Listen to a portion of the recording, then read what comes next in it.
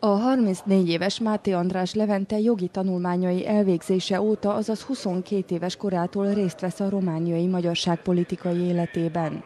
Volt kolozsvári önkormányzati képviselő, városi RMDSZ elnök, a Szövetség Kolozs megyei képviselőtanácsának elnöke, majd parlamenti képviselő. Románia törvényhozó testületében az ő nevéhez fűződik számos jogszabálytervezet kidolgozása, például a házassági szerződésre vonatkozó törvény, vagy a közjegyzői szakma elérhetőbbé tétele. De az ő indítványára törölték a visszaszolgáltatott ingatlanok esetében a román állam elővásárlási jogát is. A fiatal kora ellenére nagy politikai tapasztalattal rendelkező jelölt most otthon Kolozs megyében szeretné kamatoztatni tudását. Rengeteget jártam a megyét, mint parlamenti képviselő, és láttam azt, hogy egy kicsit el van maradva a megye Kolozsvárhoz képest.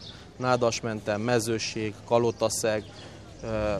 Ezeket a vidékeket turizmus szempontjából és gazdaság szempontjából is fel kell vidítani, erősíteni kell a befektetőket, lehetőséget teremteni nekik az üzlet atmoszférát javítani, és mindenféleképpen nem csak a megyében való gazdasági helyzetre gondolok, hanem a körülöttünk lévő megyékben. Máté András szerint a befektetők is jobban járnának, ha a megye kisebb városaiban telepednének meg.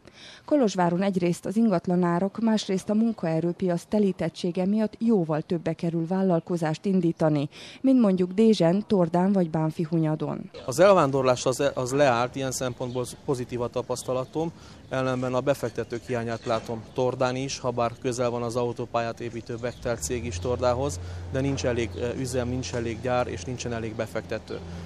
Munka viszony szempontjából pedig rengeteg az ember, akit lehetne alkalmazni Kolozsvárhoz képest, ahol majdnem nincsen munkanélküliség. Tehát a 2%-os munkanélküliség az jelentéktelen. Megyében több, 8-9%-ra is felrúg. Ezért javaslom, hogy ott is kellene lépni ezeken a vidékeken. A részben Kolozs megyéhez tartozó Kalotaszegen már kialakult és működik a faluturizmus. A tanácselnök jelölt szerint azonban a vidék sokkal nagyobb idegenforgalmi lehetőségeket rejt magában. A tordai, dézsi sóbányák és sóstavak kínálta gyógyturizmus lehetőségével például egyelőre nagyon kevesen élnek.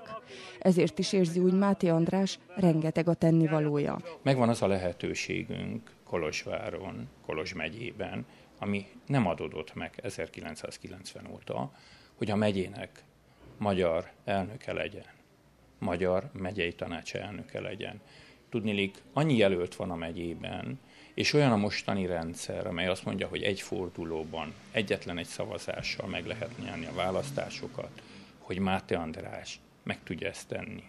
A politikusnak egyébként a képviselőház és kolozsvári irodája mellett még arra is jut ideje, hogy hobbijának éljen.